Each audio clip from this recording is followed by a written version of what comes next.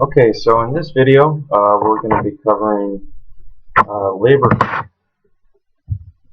Alright, so labor is different from the other factors of production because, while it is also a factor of production, it's also a person.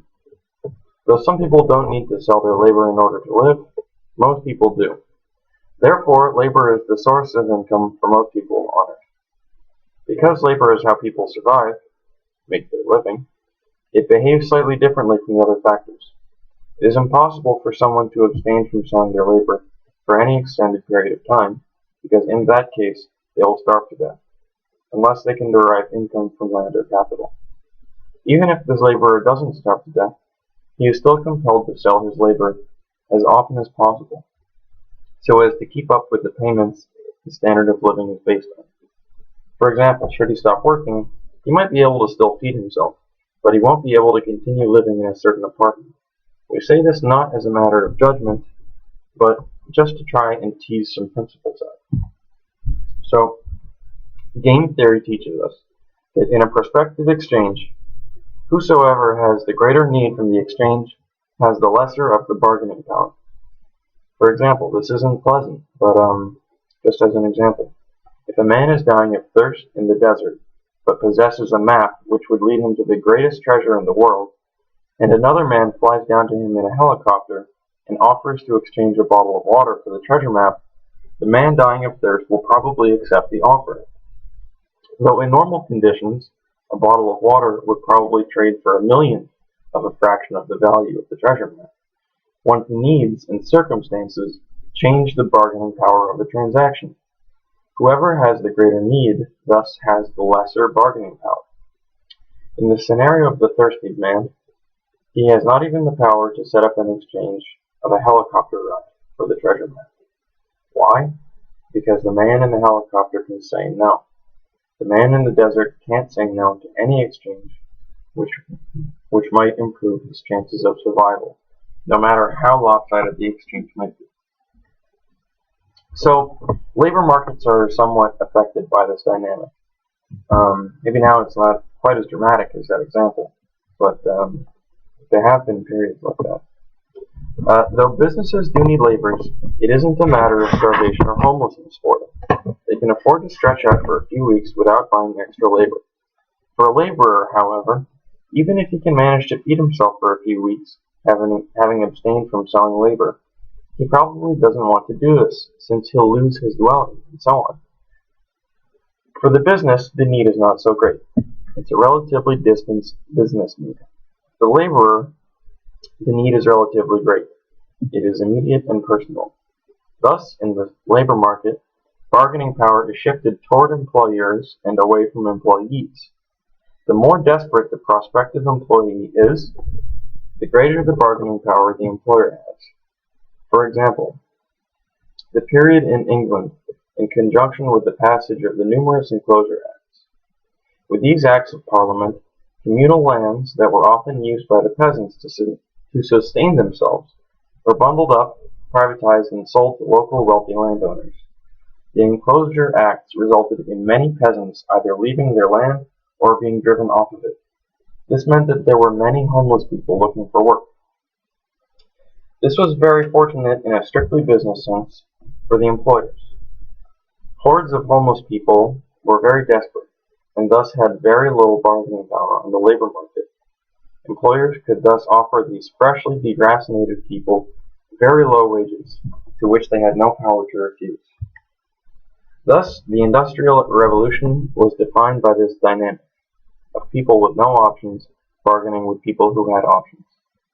One could find the more contemporary example in China today. The construction of the Three Gorges Dam destroyed many people's homes. Being suddenly homeless drives one to a high level of desperation, which then tilts the labor market heavily in favor of the employers.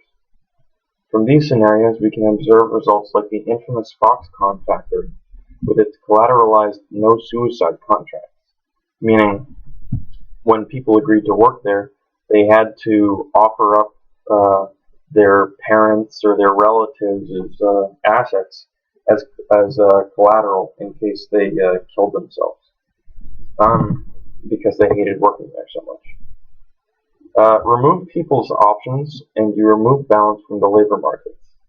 Additionally, if you increase the amount of obligations someone has, you also increase their desperation and thus alter the dynamic of the labor market.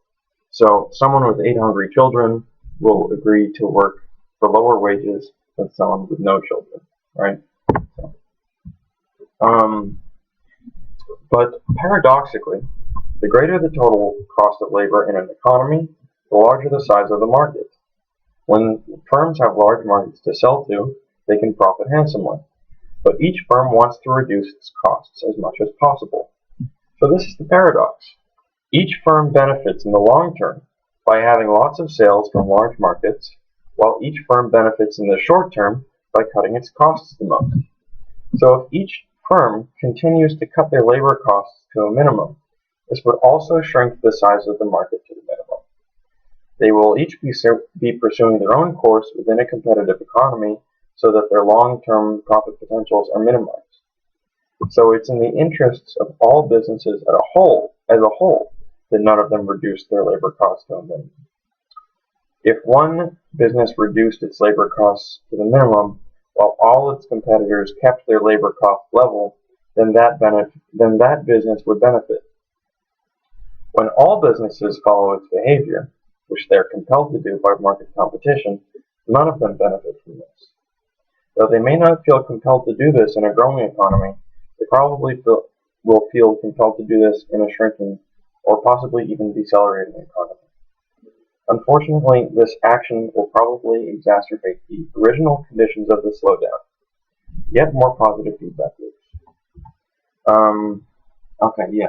So this is just a basic couple of principles about labor, meaning labor is simultaneously all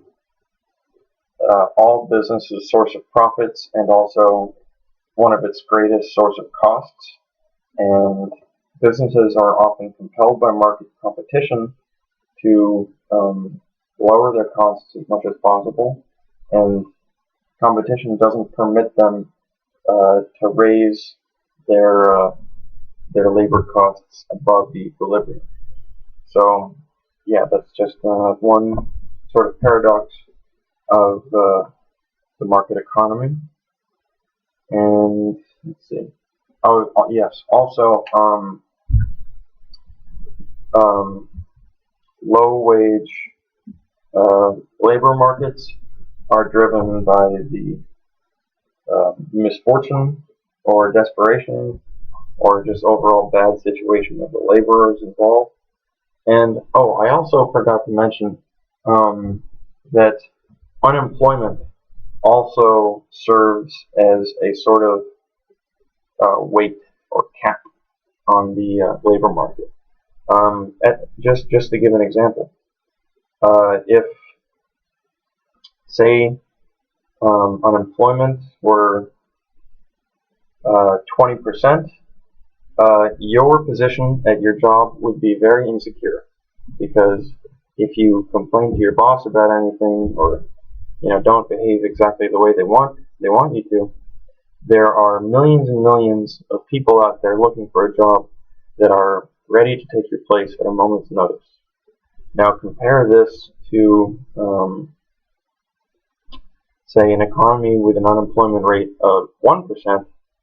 Well then, idle workers that might be used to replace you at your job are much more scarce, and so you have a lot more security in your position at your job, and employees have a lot more bargaining power in the labor market.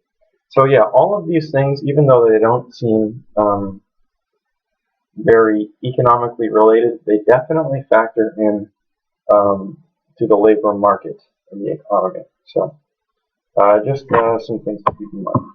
Okay, that's it as far as the separate components of this series on economics goes. And the next video will be the last one. It'll just be kind of a conclusion and history and prospects. So thanks for making it this far, and hope you found this informative or interesting, and we'll see you at the next one.